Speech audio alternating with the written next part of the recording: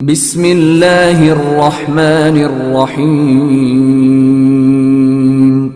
مطلب میں چاہتی تھی کہ پلے بیک گاؤں، مجھے ایکٹنگ کرنا پسند نہیں تھا، تو ایسا کچھ موقع مطلب ملا مجھے کہ ایک ہریش چندر بالی نام کے میوزک ڈائریکٹر تھے، ان کو مجھے ان کے پاس کوئی لے گیا اور انہوں نے میرا گانا سنا اور وہاں سے میں نے پلے بیک سننی شروع کی.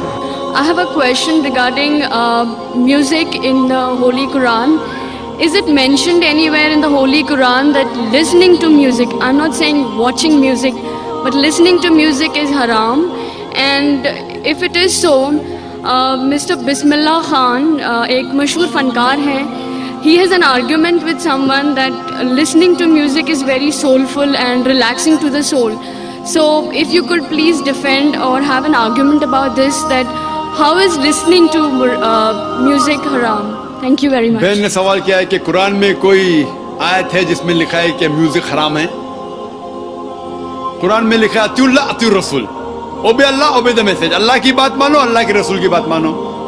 تو قرآن یا صحیح حدیث میں موجود ہے، ہمیں ماننا چاہیے. قرآن میں ڈائریکٹ ورس نہیں ہے، کوئی صاف الفاظ سے کہ میوزک حرام ہے، انڈائریکٹ ہے. لیکن اللہ کے رسول کے حدیث میں ہے، صحیح حدیث میں لکھا ہے کہ صرف ڈف ہوتا ہے ون سائیڈڈ ڈرم، ڈف الاؤڈ ہے، اس کے علاوہ باقی میوزیکل انسٹرومنٹس حرام ہیں. یہ صاف طور پہ لکھا ہے. ابھی آپ کا آرگیومنٹ ہے کہ بسم اللہ خان صاحب کہتے ہیں کہ میوزک کی سودنگ فار دا سول.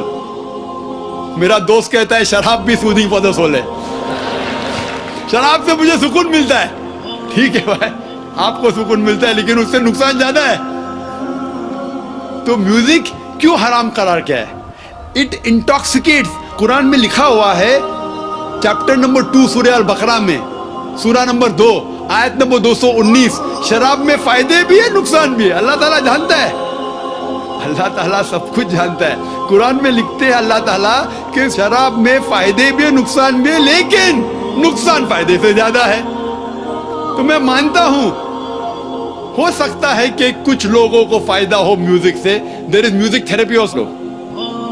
قرآن میں ایک سورہ شعراء ہے، پوئٹس. قرآن شریف شاعری اور گانے کے خلاف ہے، حرام نہیں کہتا ہے لیکن اکثر خلاف ہے. کیوں؟ جب ہم شعر شاعری کرتے ہیں اکثر اتنی شعر شاعری کرتے ہیں کہ شرک کی طرف جاتے ہیں. میں اگر راجا کی تعریف کر رہا ہوں اتنی تعریف کرتا ہوں کہ اس کو خدا سے ملا لیتا ہوں.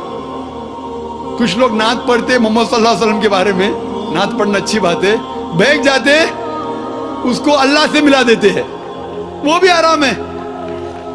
کہتے میں نے ایک عرب دیکھا بنا عین کا. عرب دیکھا بنا عین کا مطلب رب کو دیکھا. محمد صلی اللہ علیہ وسلم کو اللہ سے ملانا بھی حرام ہے. عیسیٰ علیہ السلام کو تو ملائے بھی حرام ہے، محمد صلی اللہ علیہ وسلم کو بھی. ہم ان سے پیار کرتے ہیں، محبت کرتے ہیں، لیکن اللہ سے نہیں ملا سکتے. اسی لیے 5 بار اذان میں ہم سنتے ہیں لا الہ الا اللہ محمد رسول اللہ. ہم عبادت کرتے صرف اللہ کی، اور محمد صلی اللہ علیہ وسلم اس کے رسول ہے، اس کے بندے ہیں، اللہ نہیں ہے. تو بسم اللہ خان جو کہتے ہیں ہو سکتا ہے کہ کس کو سکون پہنچتا ہوگا، لیکن جب ہم میوزک لیتے اکثر کیا ہوتا ہے میوزک کے اندر ایک انسان بہک جاتا ہے. ہم گانے سنتے نا، وہ ہیرو ہیروئن سے کہتا ہے کہ میں تمہارے لیے چاند توڑ کے لے کے آؤں گا، ستارے توڑ کے لے کے آؤں گا. یہ ہم جانتے ہیں صحیح نہیں ہے تو بھی ہم گنگناتے.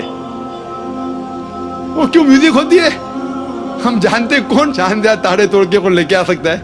ہم جانتے کتنے الفاظ ہم جب سنتے یہ گانے کے بکواس ہے لیکن پھر بھی گنگناتے.